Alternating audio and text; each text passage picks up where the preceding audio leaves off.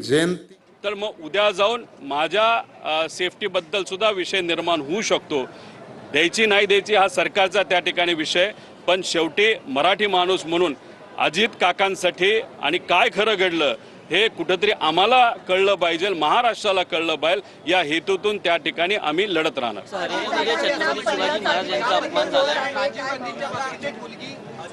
हरियाणामध्ये छत्रपती शिवाजी महाराजांचा अपमान झालाय।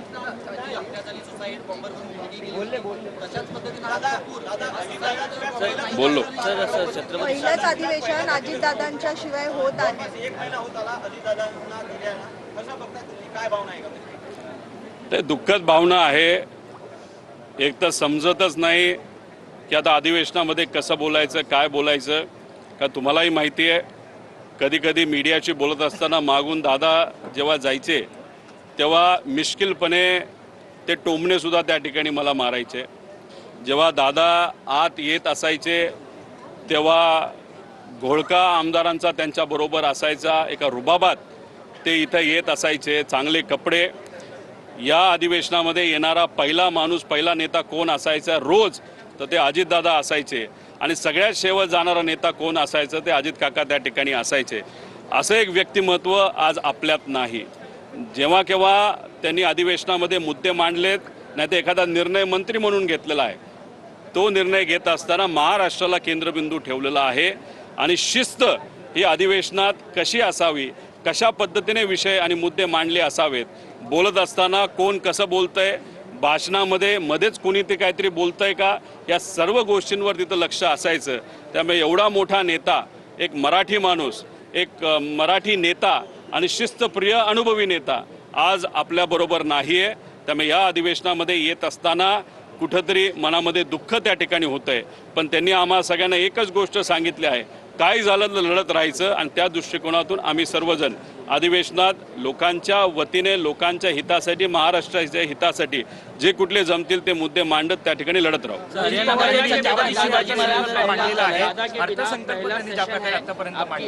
मुख्यमंत्री देवेंद्र फडणवीस हा अर्थसंकल्प मांडणार आहे, ज्या प्रकारे अजित पवारांची आखणी होती या अर्थसंकल्पाबाबत, तसं मुख्यमंत्री पूर्ण करतील असं वाटतं?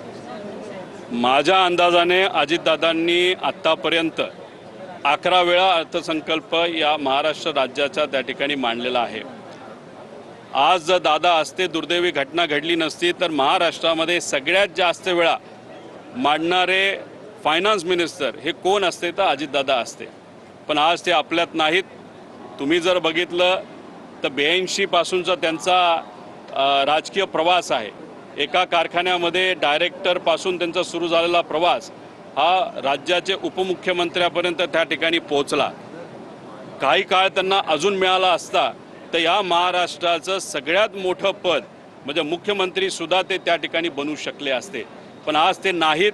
पण त्यांनी दिलेली शिस्त, त्यांनी सांगितलेल्या गोष्टी याच्यावर लक्ष देऊन त्या आत्मसात करून आमच्यासारखे कार्यकर्ते येणाऱ्या काळामध्ये महाराष्ट्राच्या हितासाठी प्रश्न मांडत आणि काम करत त्या ठिकाणी राहू।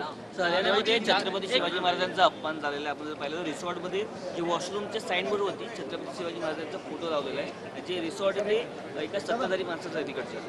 लगेचच्या लगेच तिथं कारवाई करणं महत्त्वाचं आहे। महापुरुष आणि महामानव यांचा आदर ठेवणं फार महत्त्वाचं आहे। असं जर एखाद्या रिसॉर्टमध्ये झालं असेल तर ताबडतोब ते रिसॉर्ट बंद झालं पाहिजे। कोण किती कोणाच्या जवळचा आहे का विरोधातला आहे हे न बघता लगेच कारवाई करून ते रिसॉर्ट पुढचा अनेक काळ बंद कसं राहील या बाबतीतला निर्णय घेणं तितकंच महत्त्वाचं आहे। माझी अपेक्षा आहे की हरियाणामध्ये ज्या लोकांची सत्ता आहे, आज महाराष्ट्रामध्ये सुद्धा त्या लोकांची सत्ता आहे। लगेचच्या लगेच फोन करून लगेच कारवाई झाली तर खऱ्या अर्थाने आपल्याला या सरकारला अभिनंदन करता येईल। पण ज्या व्यक्तीने असं एखादी गोष्ट केलेली आहे तर त्याची कारवाई जेलमध्ये पाठवूनच त्याची कारवाई व्हावी असं आमच्या सगळ्यांची इच्छा आहे।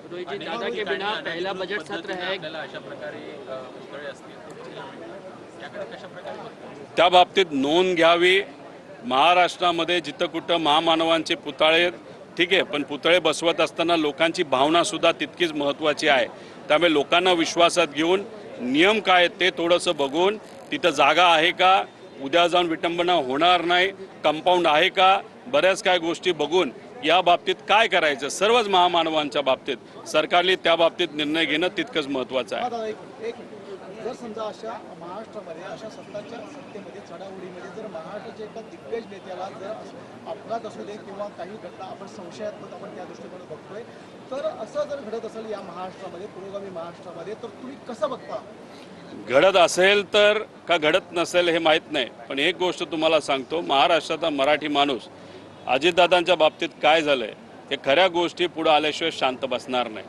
त्यामुळे आम्ही कुठेही काही अन्याय होणार नाही या निकालामध्ये, नाही तर त्या इन्व्हेस्टिगेशनमध्ये तो योग्य आणि पारदर्शक पद्धतीने व्हावं यासाठी महाराष्ट्रातला एका कानाकोपऱ्यातला साध्यातला साधा माणूसपासून आमदारापर्यंत काही ठराविक नेते यासाठी त्या ठिकाणी लढत आहेत. पण माझं एवढंच म्हणणं आहे की ज्या ज्या लोकांना अनुभव आहे, ओळखी आहेत, त्या लोकांनी सुद्धा पुढाकार घेण्याची जरूरत आहे. आम्ही आमच्या लेवलला विरोधात असताना तिथं लढतोय, पण काही लोक असे सत्तेत आहेत, त्यांना एव्हिएशन मंत्रालय काय असतं, कसं असतं, त्यांच्या ओळखी आहेत. बऱ्याच काही गोष्टी जरा खोलात जाऊन चर्चा करून माहिती काढून काय खरं घडले हे माहिती घेण्यासाठी जर त्यांनी तिथं प्रयत्न केले तर मला असं वाटतं की इन्व्हेस्टिगेशनला थोडीशी, नाही तर तपास यंत्रणेला सुद्धा त्या बाबतीतली मदत होऊ शकते. पण तो त्यांचा विषय, आमच्या लेवलवर आणि महाराष्ट्राच्या लेवलवर आम्ही तिथं लढत आहोत. रोहित जी, दादा के बिना पहला बजट सत्र है, आखिर आपकी नजर है क्या उनके कामकाज को किस तरीके से याद करते हैं? देखो, दादा के बारे में अगर बात करनी हो तो बहुत स्ट्रिक्ट नेता थे, डिसिप्लिन नेता थे.